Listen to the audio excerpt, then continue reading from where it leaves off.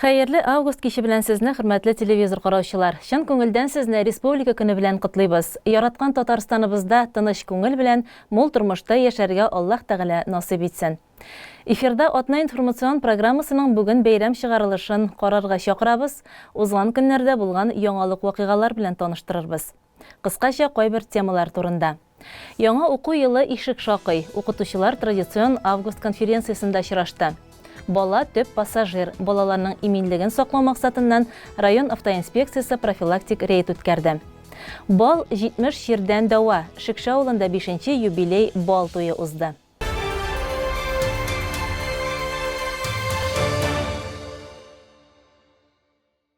Хәзер әлеге һәм башка яңалыклар турында тулырак сөйләрбез. Узган атнада Татарстан Республикасы юлларында шул исәптән безнең районда да автомобильләрдә балаларның куркынычсызлыгын арттыруга юнәлдерелгән масштаблы профилактика кампаниясе үтте. Бала төп пассажир акциясе кысаларында район автоинспекциясы вәкилләре рейдка чыкты. Дәүләт автоинспекциясы 7 яшькә кадәрге балаларны автомобильнең теләсә кайсы утыргычында, шулай ук 12 яшькә кадәрге балаларны алгы утыргычта йөрткәндә махсус балалар иминлеге кәнәфиен куллану кирәклеге турында искә төшерә. 12 яшьтән өлкәнрәк балалар өчен куркынычсызлык каешын куллану мәҗбүри. Инспектор Фәнзил Нуриев машиналарны туктатып, кагыйдәләрнең үтәлешен тикшерде. Без инде бүген бала төп пассажир акциясыны уңаеннан рейдка чыктык. Республика күләмендә, менә инде шул исәптән үзебезнең районда бүген шушындай рейдлар үтә. Без Саба районы юлларына, Бойлар Сабасы урамнарына рейд үткәрергә дип чыктык инспектор белән берлектә. Хәзер инде әти-әниләр балаларын мәктәпкә әзерлиләр. Авыллардан район үзәгенә күп күләмдә әти-әниләр килә балалары белән берлектә. Менә без инде алар белән бергә профилактик әңгәмә үткәрәбез. Машинада аларны балаларын ничек йөртүләрен тикшерәбез. Безнең инде хәзерге рейд нәтиҗәләре күрсәткәнчә, әлеге балалар детский креслода иминлек куешларын тагып йөриләр.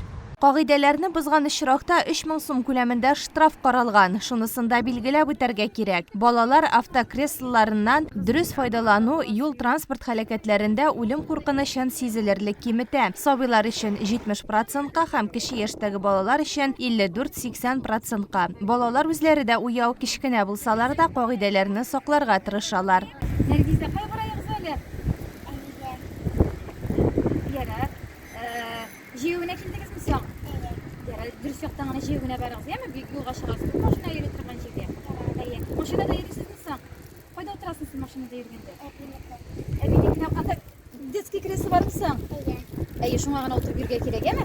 Әйе, мин тагып йөргә кирәк инде. Республика буенча ел башы статистикасы сөендермей. Балык булмаган пассажирлар катнашында 78 юл транспорт һәлакәте теркәлгән. Аларда 3 бала һәлак булган. 86-сы төрле дәрәҗәдәге җәрәхәтләр алган дип хәбәр итәләр Республика дәүләт автоинспекциясында. Саба районында ел башыннан балалар катнашында 2 юл транспорт вакыйгасы теркәлгән. Беренчесе 28 июль көнне Шәмәрдән бистәсендә булды. Электросамокат белән хәрәкәт итүче 12 яшьлек бала машинага юл бирмичә бәрелү нәтиҗәсендә төрле дәрәҗәдәге тән җәрәхәтләре алып хастаханәгә озатыла. Икенче очрак әле күптән түгел 16 августта булды. Саба тимершик юлыннан хәрәкәт итүче машина тиешле тизлек һәм куркынычсызлык кагыйдәсен сакламыйча каршы як полосага чыгу нәтиҗәсендә машина әйләнеп каплана. Машина салонында булган 2018 һәм 2015 елгы 2 бала район хастаханәсенә озатыла. 2 баланың да куркынычсызлык кайышы эләктерелгән булу аларны авыр тән җәрәхәтләреннән саклап кала. 26 августтан Татарстан Республикасында игътибар балалар акциясе старт алды. Һәм ул 8 сентябрьгә кадәр дәвам итәчәк. 20-25 август көннәрендә Сабаның Сәләтле балалар мәктәбендә Onyx 2024 заманча инициативалы укытучыларның Бөтен Россия форумы эшләде. Татарстан һәм Россия төбәкләреннән килгән иң креатив укыту методикасын кулланып, яңалыкка омтылып иҗади эшләүче дәүләт һәм шәхси белем бирү учреждениеләре педагоглары 3 көн дәвамында Сочи, Мәскәү, Казан, Яршаллы шәһәрләрендә төрле белем учреждениеләре үзәкләре белгечләренең укыту алымнары белән танышты. Алар өчен төрле мастер-класслар үткәрелде һәм безнең иҗат төркеме Саба аграр көллияте базасында узган форумның пленар өлешендә катнашып, укытучылар һәм спикерлар белән аралашып кайтты. Кунакларны Саба муниципаль районы башкарма комитеты җитәкчесе Марат Ишниязов сәламләде. Сабаның аерым фәннәрне тирәнтен өйрәтү мәктәбе директоры Лейла Мөбарәкшина форумның максатлары белән таныштырды. Форум берничә юнәлешне үз эченә алды. Балалар бакчалары тәрбиячеләре һәм методистлары, башлангыч мәктәп, гуманитар һәм төгәл фәннәр укытучылары өчен үзара һөнәри берләшү, аралашуга ал шартлар тудыру иде. Укытучылар беренче көннән үк иҗади командаларга да берләшергә өлгергәннәр.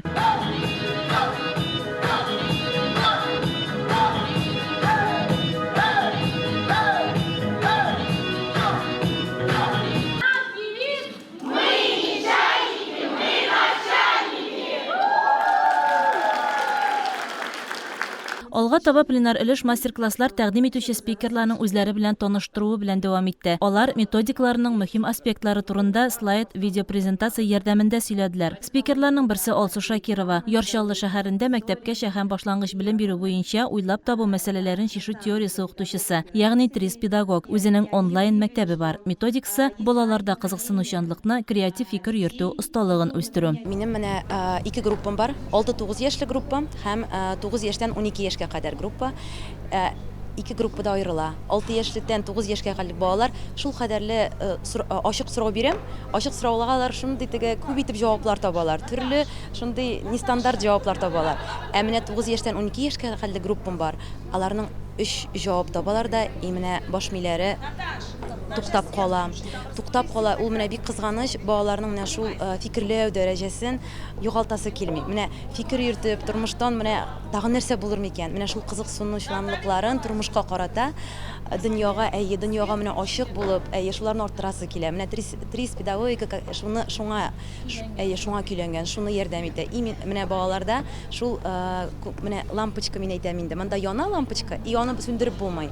Менә шул 10 яшькә кадәр яндырсаң шул лампочканы, аны уже сүндереп булмый, бала уже ул аннары белә мәктәптә ни өчен укыячагын, ни өчен менә математика кирәк аңа, ни өчен аңа рус теле кирәк. Ул бала инде менә шул иң беренче чиратта минем дәресләр балаларның менә шушы тормышка ачык, любознательный карашларын арттыра торган дәресләр. Лилия Акмалова һәм Полина Павлова төгәл фән математика укытучылары. Алабуга шәһәренең Адымнар мәктәбеннән форум алар өчен яңа идеяләр табу урыны. Это хороший старт перед началом учебного года, зарядиться энергией, для своей работы набрать новых впечатлений, идей, методик, чтобы в дальнейшем нашим ребятам на уроках было еще интересней и познавательней. Мы в своей практике работы применяем технологию CLIL. Это обучение детей на различных языках. В нашей школе ведется обучение на русском, татарском и английском языках. Мы делимся опытом. У каждой школы есть свои разработки методические, которые полезны будут и остальным в своей работе. Форумның төп максатлары интерактив дәресләр оештыру, аларны ничек нәтиҗәле һәм мәгълүматкә бай итү, балаларның бер-берсенә карата кызыксыну уяту, укытучыга укучылар һәм аларның әти-әниләре белән үзара яхшы мөнәсәбәт урнаштыру, укучыга һәрвакыт кызыклы булу идеяләрен җиткерү иде. Гомумән практикада укучы һәм укытучы тандемы бер сулышны тоеп, яңалыкны кабул итүгә этәргәч. Шулай булмаса, бер-береңә һәм фәнгә карата кызыксынуны уяту авыррак булырга мөмкин. Һәм биредә катнашкан һәркем өчен бу 3 көн бик нәтиҗәле булды. Аларның барысына да Onyx 2024 заманча инициативалы укытучыларның Бөтен Россия форумы сертификатлары һәм дипломнары тапшырылды. 27 август көнне Саба районы мәгариф хезмәткәрләре традицион август конференциясендә киңәште. Узган уку елына йомгак ясап, яңасына бурычлар куйдылар. Конференция район мәдәният йортында узды. Балачак әдәм баласының иң кызыксынучан һәр нәрсәдән күңеллелек таба торган чоры. Бигрәк тә заман чаба яңа технологияләрне алга сөргәндә. Хәтта менә бу биюдә генә дә аны ачык күрергә мөмкин. Бу сагада 1 сентябрь белем көне. Инде бик күп еллар традиция буларак республикада ярдәмгә мохтаҗ гаиләләрдә тәрбияләнүче балаларга мәктәпкә җыенырга ярдәм итү хәйрия акциясе оештырыла. Август киңәшмәсе башланыр алдыннан районыбыз мәктәпләрендә белем алачак 39 балага иганәчеләр тарафыннан әзерләнгән укучы кирәк-яраклары тапшырылды. Чарада район башлыгы һәм башкала кунаклары катнашты. Белемсез безнең киләчәгебез беренчектә юк. Инде шушы белем өчен безнең балаларыбызга дәүләтебез беренче балалар бакчасыннан башлап, аннан соң мәктәпләрне һәм инде техникум, университетларны бүгенге көндә җиһазландыру һәм төзешләндерү елдан-ел үзгәреп бара. Минем әйтәсем килә, беренчедән үзебезнең бөтен әти-әниләргә, шы дөньяга балаларын китергән әти-әниләргә. Икенчедән, дәүләтебезгә булган табышыннан бүгенге көндә балаларыбызга уңайлыклар тудыру һәм инде ярдәм кылу сыздыруыда. Үзебезнең районыбызда да өстәмә табыш аркасында безнең күп төрле булышу шушы балаларны үстерүдә, бу мәктәптә безнең ошату турында сүз бара, һәм җиһазландыру һәм бүтәннәре. Беребезгә беребез бөтенебездә бәйле, шуның өчен бөтен булган уңышларыбыз бергә аның җимешен күрергә язсын иде. Вас прекрасно понимаю, родители, да? То есть это, для ребенка это своего рода волнение, для родителей это, особенно для мам, которые собирают ребенка, которые готовят его к этой школе, чтобы у него все получилось. То есть мы загадываем, мы планируем, мы своим детям благословим, чтобы у них все получилось с ихними знаниями. Ну и каждого ребенка, несмотря на его возраст, без разницы, это либо 1 класс, либо это 10 класс, да? То есть школа это то место, где мы проводим свою юность, где мы получаем знания. От этих знаний будет складываться вся наша дальнейшая жизнь. То есть что вы здесь получите, какой фундамент вы здесь заложите, то и будет, в принципе, происходить с вами в дальнейшей вашей деятельности. Әлбәттә, бу чара күп бала тәрбияләүче, төрле дәрәҗәдәге тормыш авырлыклары кичерүче гаиләләр өчен зур ярдәм булып тора. Biz гаиләдә 5 бала тәрбияләйбез. Менә шунда безнең 3 баланы чакырдылар, бүләкләргә дип. Аллаһның хөрмәте булсын. Менә шушы эштә катнашкан, ярдәм биргән. Аллаһ тәгалә эшләр Аллаһ күләдә матур итеп эшләргә насыйп булсын. Беренчегә керә берсе, кыз икенчегә. 5 һәм 8 класслар. Мәктәптә белем алуда һәр яңалыкны үзләштерү, заманга иярүне таләп итә. Шулай булмаса, үзгәрешләр, алгарышлар артыннан өлгерәм димә. Татарстанда быел игълан ителгән фән һәм технологияләр үсеше елының үтәлеше мәдәният йорты каршында җәелдерелгән күргәзмәдә ачык чагылды. Мәгариф учреждениеләре, укучылар һәм техник юнәлешкә оста әти-әниләр ярдәмендә үз куллары белән эшләгән техник ысулларын күрергә була иде. Әйтик, Шәмәрдән лицей укучысы Әдил Рамазанов әтисе белән махсус хәрби операциядә булучы хәрбиләргә үзләре уйлап тапкан техника ярдәмендә кораллар өчен кирәкле детальләр ясый. Минем улым робот техникасы белән күптән шөгыльләнә, күптән ярата. Төрле яклардан біз аларга булышып торырга тырышабыз. Мөмкинчекләр шушы көнгә кадәр Аллаһка шөкер улым СВОга 3D принтер хөрмәтендә төрле яктан помощьлар җибәреп торабыз. Аллаһка шөкер. Шулай ук бу безнең машиностроение машина гол берді дип атала. Мана бик чит илләрдә тоже бик кызыксынып оештыралар бу шөгыльләрне. Бер әйбердән, бер шариктан төрле эшләрне эшләп, өйдәге лампочкалар яна, или анда нәрсәләр төзелә, шундыйрак мәгънәдә инде ясала. Улым сөйләп кит. Я хочу вам рассказать, как с помощью машины Голдберга можно в этом доме зашить символический семейный очаг. Гаилә бит ул ил терәге.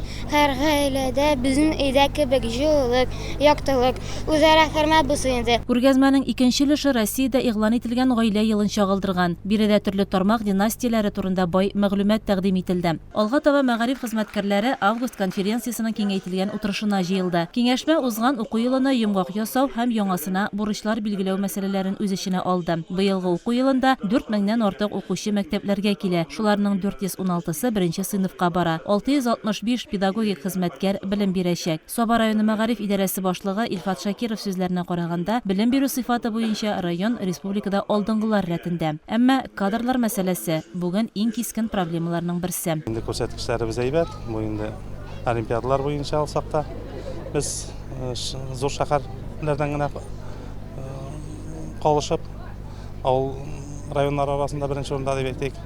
Йыгыларыбызда бик матур күрсәткечләр белән бетте. 100 баллга тапшыручыларыбыз да бар. Педагоглар туплау, кадрлар белән тулыландыру мәктәпнең шулай ук тиешле дәрәҗәдә бара дип әйтәсем килә. Бүгенгесендә районга 40 яңа педагог килде.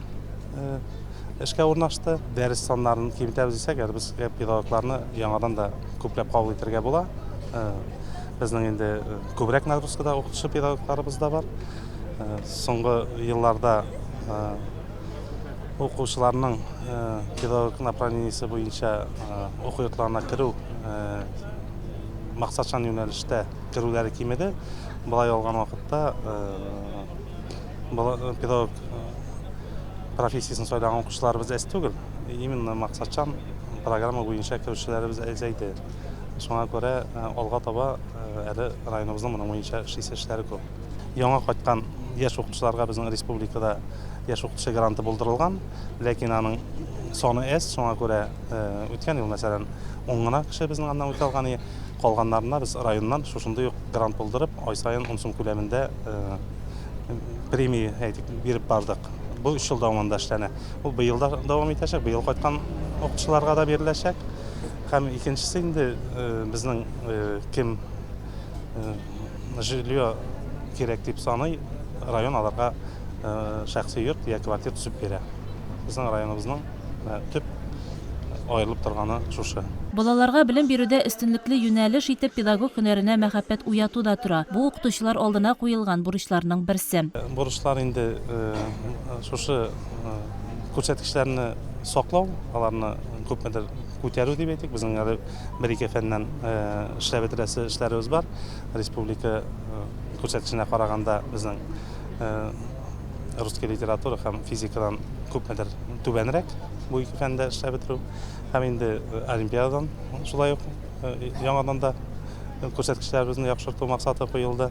И төп инде менә шушы алга таба мәктәпләрендә бездә ремонтланып та тора, төзелеп та тора. Аларны педкадрлар белән тәэмин итү өстендә эшләү. Төп бурыч мәктәпләргә шушында куела. Бу инде педкласслар булдыру, алар белән эшләү, профориентация эшләрен арттыру. Төп бурыч менә шушы бүген. Казан дәүләт университетының филология һәм мәдәният-ара коммуникацияләр институты директоры Радиф Җамалетдинов та бу мәсьәләнең кискен торганын белдерде. Укытучылык һөнәренә җәлеп итүдә яңа проектлар тәкъдим итте. Бу бүгенге көндә Россия күләмендә аналогы булмаган проект, ягъни республика киләчәктә мәктәп тормышы белән, укытучылык белән бәйле гомерен тормышын бәйләргә теләгән балаларны укырга кабул итеп, 9-нчы аларның укулары өчен түләп һәм уку елы, уку дәверендә 15 мең күләмендә стипендия түли. Әлбәттә, проект сынлакта бик үзенчәлекле. Бүгенге көндә районда да, республика күләмендә дә төгәл фәннәр укытучылары аз. Ел сайын югары уку йортларын 4000 белгеч тәмамлый. Шуларның яртысы гына диярлек үз белгечлекләре буенча эшкә урнаша. Гомумән алганда, быелгы уку елы башына республика буенча 2000-нән артык педагогик хезмәткәр җитми дип белдерде Татарстан Республикасы Мәгариф һәм фән министрлыгының өстәмә һөнәри белем бирүне үстерү бүлеге җитәкчесе Роза Шәяхмәтова. Саба муниципаль районы башлыгы Рәис Миннеханов мәгариф тармагын үстерүгә зур игътибар бирелә дип билгеләп үтте үз чыгышында һәм яңалыклар кертүдә үз фикерен белдерде. Безнең районыбызда нинди бала бар?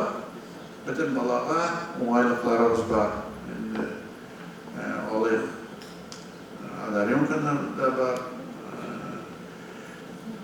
позиционнар да бар, коррекционнар да бар, кадетский да бар, лицей да бар, гимназия да бар, бөтенесе бар. Дөрес эшлекләре буенча ел сайын яңа үзгәрешләр, яңалыкларыбыз бара. Ул сезнең тырышлыгыбыз һәм нәтиҗәләр дә күренә. Но эшләребез дә бик күп. Менә инде үзебезнең нинди ялгышлыкларыбыз бар һәм нинди яңалыкларга омтылыр өчен сез беләсез форумнар уздырылды, чакырылды спикерлар һәм инде бүтән төрле делегацияларны чакырып һәм үзебез каядыр барып өйрәнүләр бүтәнчә булмый. Бүгенге көндә ниндидер яңалык юк икән, әтиәне дә һәм аның баласы да кызыксынмый. Кызыксынганнар торган ниндидер яңалыкка. Шуңа өчен инде без киләчәктә сезнең белән бергә омтылырга тиеш ниндидер профильме, әле ниндидер яңалык белән кызыксындыра торган мәктәпне.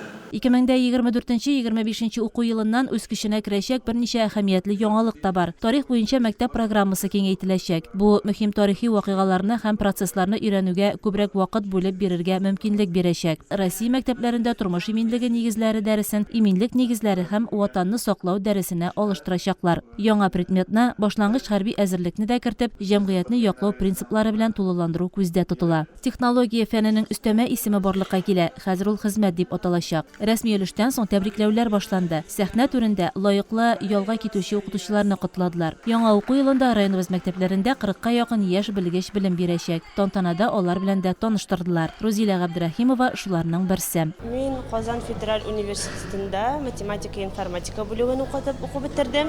2 телле укытучы математика һәм информатика фәнен татар телендә һәм рус телендә укыта алам. Алга таба үземә уңышлар телим. Мәктәп тормышына кереп китеп, Алла берсә, укучыларыма якты юл күрсәтә алырмын дип ышанып калам. Коллективта бик җылы каршы алдылар. Мин үземнең укып бетергән мәктәбемә эшләргә кайттым. Әмир Зәйниев Шикша авылыннан Эзмә урта мәктәбенә технология һәм физик тәрбия укытучысы итеп билгеләнгән. Арча педагогик илиятын бетереп, физкультура бүлеген армия хезмәтләрендә хезмәт итеп кайттым. Шуннан соң мәктәпкә эшкә керергә булдым. Мәктәптә әйбәт кенә результатларга ирешеп, балаларны әйбәт кенә укытырга өчен. Яшь белгечләр башлыча Саба районыннан, шулай ук Кукмара, Уфа, Казан, Киров өлкәсеннән килгән белгечләр дә бар. Шулай ук гаилә корган яшь укытучы парларны, үз хезмәтләрендә зур нәтиҗәләргә ирешкән мөгаллимнәрне, өстәмә белем бирү укытучыларын һәм башка юнәлешләрдә алдынгы булучылар да сәхнә түренә чакырып тәбрикләнде. 1 сентябрь ял көне булу сәбәпле быел белем бәйрәме 2 сентябрьдә үтәчәк. Яңа уку елында һәр укытучыга, укучыларының уңышларына, үз хезмәтләренең нәтиҗәләренә куанып, иҗади дәрт белән эшләргә һәм укучыларга укуларында уңышлар насыйп булсын.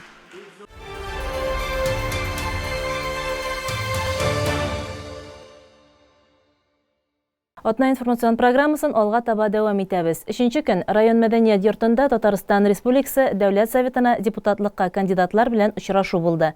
Райондашларыбыз аларга теләк тәкъдимнәрен җиткерде. Татарстан шәһәрләре һәм районнары буйлап бердәм Россия берләштерә дип исемләнгән автобус марафоны хәрәкәт итә. 28 августта ул Соба районына килде. Соба муниципаль районы башлыгы Раис Миннеханов, депутатлыкка кандидатлар Марат Бариев, Мәхсүм Саляхов, Нияз Аитов халык белән район мәдәният йортында очрашты. Да, действительно, такие марафоны, они проводятся сейчас. Я очень благодарен руководству партии, которое приняло это решение, которое притворило жизнь. Вчера было такое мероприятие, только в другом районе, в Кукмарском. Жители встретили очень трепетно, задавались вопросы, мы отвечали. Был диалог с жителями, им очень понравилось, поэтому эти мероприятия они должны проводиться. Очрашуның модераторы Татарстан Республикасы Дәүләт Советы депутаты, Яңа Гасыр телерадиокомпаниясе генераль директоры, Республика журналистлар берлеге рәисе Илшат Аминов иде. Иң элек сәламләү сүзе белән район башлыгы Раис Миннеханов чыгыш ясады. Һәм районда башкарылган эшләр, яңа проектлар, махсус хәрби операция зонасындагы хәрбиләргә ярдәм итү хакында сөйләде. Дөресен әйтергә кирәк, безнең беренчесе бөтен проектлар бу дәүләтебездә каралган программалар нигезендә эшләнә. Күбесен сөйләп бетерә торганда түгел, потому что бик күп дөрестән дә. Но мин әйтәсем килә, федераль программалары белән дә эшләнә торган эшләребез бар. Бу безнең шифаханәдә сосудистый центр дип әйтгәндә урысча. Аның төзелеше бара. Бу дөрестән дә районнар арасында була торган шифаханә дип әйтгәндә. Именно шул авыртулар белән дөрестән дә бүген көндә 50%-тан артык кеше бүген көндә шушы сосудлар белән бәйле авырту белән ширлиләр. Шуның өчен кыска арада ярдәм итү өчен районга түгел, күрше районнарга да кыска арада ярдәм итү турында сүз бара.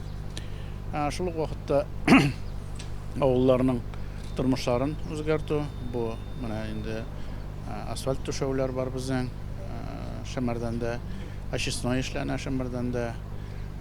Һәм инде бу зур проектлардан бәләкәйләре инде безнең наш двор кебек, һәм инде йортлар төзү, освещение, су, әйтәм бит, шифахана, фельдшер пунктлары буенча Дөресен әйтергә кирәк, беренчедән бик зур рәхмәт үзебезнең дәүләтебезгә. Республиканың булган табышы нигезендә шундый зур проектларыбыз бара. Киләчәктә дә инде шулай булган табышларын именно авыл җирлекләрендә дә өлеш чыгарулары инде белгәнчә безнең шәһәрләребездә дә зур проектларыбыз бара. Бу инде шәһәрне алсак, Казанны БРИКС дип әйтгәндә менә күп эшләр эшләнә. Шул ук вакытта Чаллыларны һәм бүтән шәһәрлекләрне дә алар төрле программа нигезләрендә, әле федераль программалар нигезендә күп эшләр эшләнә. Бөтенесе дә кешенең тормышын яхшырту буенча. Дөрестән дә теге яхшы булган сайын нидер зарлануларыбыз күбәя. Ул дөрестән дә шулай инде күп булган сайын нәфсе лаеп бара, шулай булырга тиеш тә. Бергә аңлашып, матур итеп булганны игелеген күреп яшәргә язсын һәм инде киләчәктә дә бу программаларыбыз, табышларыбыз, эшләребез, тормышларыбыз һәм табигать шартлары да әйбәт булып үсә. Соңгы вакытта безнең республика зур адымнар белән алга бара. Сөйләшү барышында нигездә халыкның яшәү шартларын тагын да яхшырту мәсьәләләре, махсус хәрби операциядәгеләргә, аларның гаиләләренә ярдәм турында фикерләштеләр. Шуннан да менә майда Россия президенты яңа сайлаудан соң яңа халык максатлары куйды. Зур максатлар. Алар җиде шундый программага әйләнгән, берләштерелгән. Беренчесе димәк аны иң төбәк дип саныйлар, дип аңлыйм мин. Бу халыкны саклау, сәламәтлекне ныгыту, иминлекне күтәрү һәм гаиләләргә ярдәм итү. Аларга терәк булырга. Менә инде роликтан да күрдек, бу юнәлештә күп эшләр әлдә эшләнә, әмма киләчәктә эш тагын да артачак, максатлар да зур тора бу яктан. Аннары икенчесе кешене үстерү, тәрбияләү һәм аның сәләтен, аның булганлыгын менә тормышка ашырырга, булышырга, ул теге үзенең булганлыгы белән төрле һөнәрләр алып, профессия алып, киләчәктә үзен таба торган булып, шундый шәхес булырга тиеш. Менә шундый максат. Üçüncüsü ekologiya белән бәйле. Хәзер әлбәттә bütün безнең тормыш экология белән бәйле, сәламәтлек тә ул, икътисад та ул, мәгърифәт тә ул bütün яктан. Шуңа күрә экология проблемаларын чишмичә, аның турында уйламыйча, киләчәккә карата, киләчәккә эшләүе бик авыр һәм аңа игътибар тагын да артачак. Тагын берсе икътисадны үстерү. Без бөтенебез аңлыйбыздыр инде, икътисадны үстермичә, аңа яңа темплар бирмичә, халыкның тормышын күтәрү ул бик кыен, авыр. Беренче чиратта шул икътисадны үстерү тора. Аннары инде хәзер тормышка кирип бетте дигән шикелле цифровизация мәсьәләләре. Әмма анда максатлар зур, тагын да тирәнрәк кертергә, икътисадны да үстерергә, кешенең тормышын да җиңеләйтергә. Менә сездә дә ул районда, менә генә Раис Нургалиевич сөйләп китте, анда роботизированный фермалар, меңләгән сыерлар белән шундай мисаллар күп, һәм алар киләчәктә дә артып барачак. Менә мин барысын да сөйләп киттем, чөнки алар бөтенесе дә безнең республикага, районнарга, безнең Татарстан халкына барысы тегеләйме, булаймы, бары тия. Мондый җыенның асылы шуннан гыйбарәт. Биредә халык җирле мәсьәләләрне хәл итүдә катнаша, авыллар һәм район үсеше планнарына үз тәкъдимнәрен кертә ала. Районның спорт һәм яшьләр эшләре бүлеге җитәкчесе Ирек Гарипов депутатларга мөрәҗәгатендә яшьләр өчен ял һәм спорт үзәге төзүдә булышлык күрсәтүләрен сорады. Алдынгылар хәрәкәтенең җирле бүлекчәсе җитәкчесе Илнар Хаҗиев балалар үзәге булдыруны сорады. Әлеге тәкъдимнәр алга таба киләсе 5 елда парламент эшчәнлегендә файдалану программасында урын алачак. Дәүләт Советы депутатлары алдында хәзерге һәм алда булачак мәсьәләләрне хәл итү бурычы тора. Татарстан всегда был один из первых в России.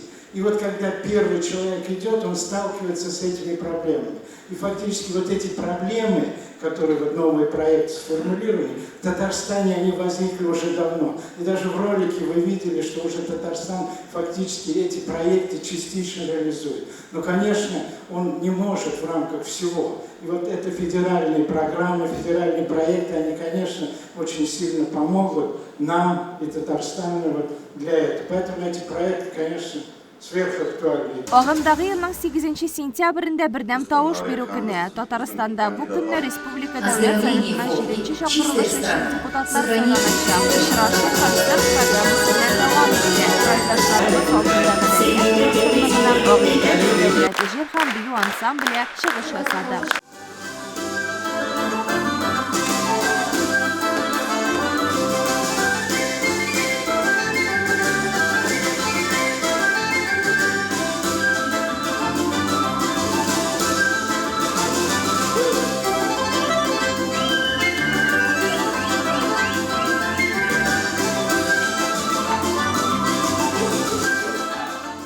Егерме 7 августта Татарстан рәисе Рөстәм Миннеханов тормыш иптәше Гөлсинә Миннеханова белән бергә республиканың иң яхшы гаиләләрен тантаналы рәвештә кабул итте. Районыбыздан бу чарада Мингәр авылында гомер итүче Әлфрид һәм Әлфия Вәлиуллиннар катнашты. Вәлиуллиннар гаиләсе бик тырыш һәм дус тату гаилә. Гаилә башлыгы Әлфрид Әюп улы тимерче хуҗалыгында, хатыны Әлфия Хатип кызы Мингәр авылында хат ташучы булып эшләде. Бүгенге көндә алар икесе дә лаеклы ялда. Әлфрид Вәлиуллин эшләгән елларында бик күп почет грамоталарына лаек булды. Берничә мәртәбә авыл советына депутат итеп сайланды. Алар 2 ул, 1 кыз тәрбияләп үстерделәр. Кызлары Альбина кияүдә, бүгенге көндә Казанда гомер итә. Уллары Ленар өйләнгән, хәзерге вакытта хәрби операциядә катнаша. Кече уллары Альмер Алабуга педагогия институтында укый. Тәртипле, белемле, эш сөючән Вәлиуллиннар гаиләсе авылдашларының ихтирамын тоеп яшиләр.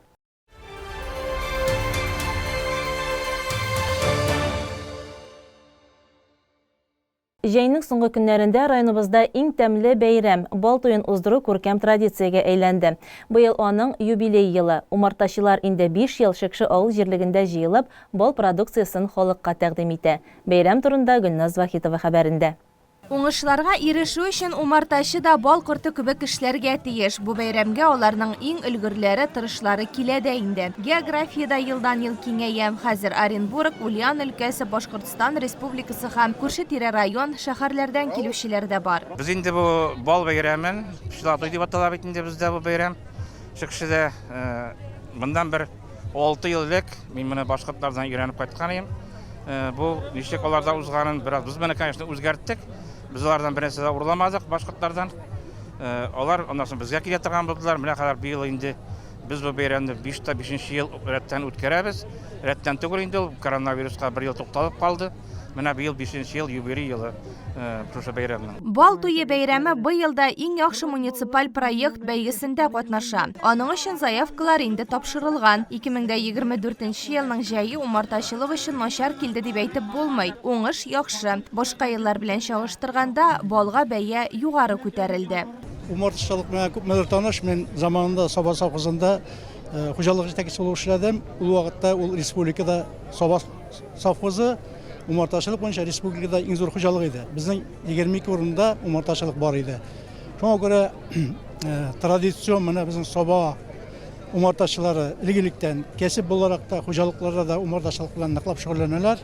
Безнең табигать матур, урманнар, шактый мәйданнары һәм инде күпмедер умартачылыкка кортларга база бар дип әйтәбез. Аларга ошар өчен инде гомумән алганда шуннан да һәр вакытта мин игътибар итәм. Бал үзең эшләгән җирдә үзең караган кортларны шул тирәлектәге балның һәрвакытта тәмлерәк кебек тоела инде ул. Инде нинди генә төр балалар булмасын, төрләре буенча бездә инде күбрәк катнаш бал, безнең аерым төр белән генә балны алу авыррак. Быел инде юкә исе булганлыктан, табигать шартлары курык килгәнлектән юкә чәчәк әзрәк булды. Кайда кортлар барып табалар, табигатьтә менә соңыннан яуган яңгырларда ул үләннәрнең әйтик клевер, люциналарның икенче курсларышып алар чәчәк атты, шуңа күрә кортларга ышырга базы булды. Биектау районының Сая авылыннан килгән Алмаз Шакиров бала чактан ук умартачылык эшендә кайный. Бу аның өчен һөнәр яки эш түгел, ә нәселдән килгән тормыш рәвеше. Саба районунан ничә елдан бирле мине чакыралар инде, килеп булмады. Менә бу елны вакыт табып, шушындый зур күңелле мәҗлескә килергә булдым инде. Продукциядә минем бер төрле генә бал, ул кыргый үләннәрдән җыелган бал. Балап килдем, төрле савытларда кәрәзле бал, прополис, косметика инде, мазлар. Алмаз балның 3 литрын 2000 сумга сата. Яхшы бал өчен лаеклы бәя ди. Әйбәт бал өчен 2000 арзан. Балның төрлесе бар. 1000 торганнары да бар, 500 сум торганнары да бар, 3 литрлары. 2000 әлегесе вакытта Татарстанда да, Россиядә да арзан түгел. Менә мин пульсовой анализга Уфага җибәрәм. 2020 елны ук мәйтәм бу балны күпмәгә сатырга була дип әйткәчтен, алар миңа килосын 500 сумга дип әйтәләр. Аның 3 литрлы банкасы 2000-нән дә артыгракка чыга. Шуңа күрә безнең балның бәясе кыйбат түгел. Урта-Нарта авылыннан Яруллиннар умартачылыгы Саба районында иң зурысы. Аларның 200 баш умарта йорты бар. Бәяләр дә кыйммәт түгел. Без бүген алып килдек юкә, карабыдай баллары, бинауха, кәрәзле баллар төрлесеннән инде, пергалар, прополис, маточный молочко, бүтән продукция, бүтән җитештергән үзебезнең.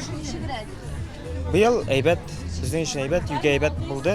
Рузилә Закирова яхшы бал эзләп Күкмара районыннан килгән. Биредә сатылучы карабыдай балының тәме дә, исе дә ошады ди. Карабыдай бал алдым әле, кабып карадым, тәмле бик. Карабыдайны бүтән җирдә үстермиләр бит аны хәзер. Карабыдай бал дип саталар. Ну, я тигәнәк балы була, я нәрсә балы була. Кабып карадым, тәмле. Бәйрәмнең тантаналы ачылышында 2024 елның иң яхшы умартачысы дип танылган Нияз Латыпов бүләкләнде. Саба районында умартачылыкны үстерүгә керткән өлеше өчен Илнур Мөхәммәтов та җитәкчеләр бүләгенә ия булды. Умартачылар рам кагу ярышында да көч сынашты. Уңган хуҗабикәләр пешереп алып килгән бал тортлары лотереяда уйнатылды. Бал турында мәкаләләр әйтеп, төрле спорт уеннарында катнашып халык ял итте. Бәйрәмне Ханиф Тимербаев алып барды. Махсус кунаклар Гөлназ Хамисур, Шарипҗановлар матур җырларын бүләк итте.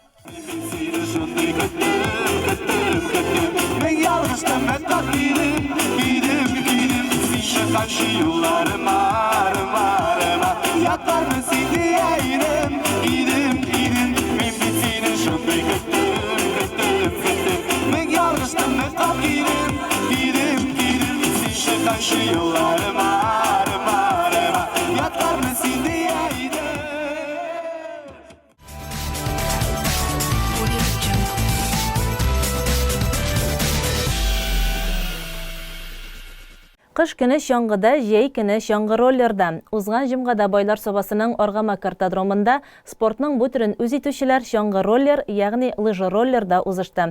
Ярышларда берничә район спортчылары катнашты. Әлфия Мөбәрәкова хәбәре.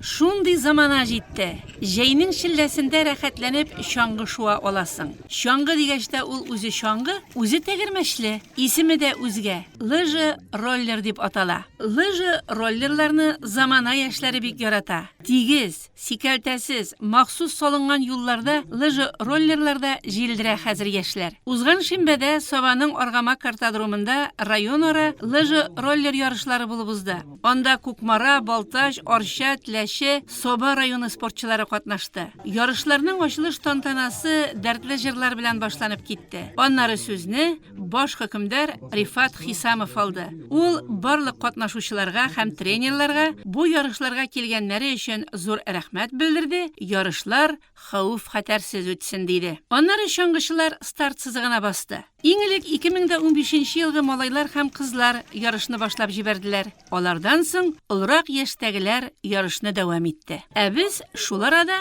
күрше районнардан килгән тренерлар белән сөйләшеп алдык. Шаңайны безнең туганнан бирле. 20 кеше килде була. Безнең башка әйберләр бар, бездә просто рольный трансфер.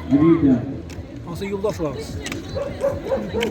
Үзегезнең спортчылардан ни өмет итәсез? Һәрвакытта җиңүләр генә керәбез.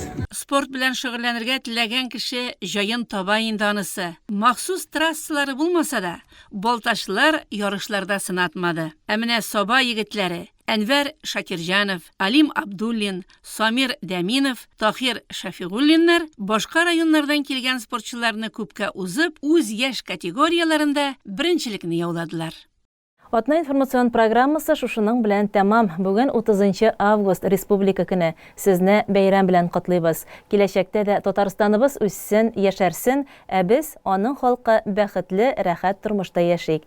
Хәзер эфирыбызны реклама чыгарылышы дәвам итәр, аннан соң җырлы бүләк тапшыруында очрашырбыз.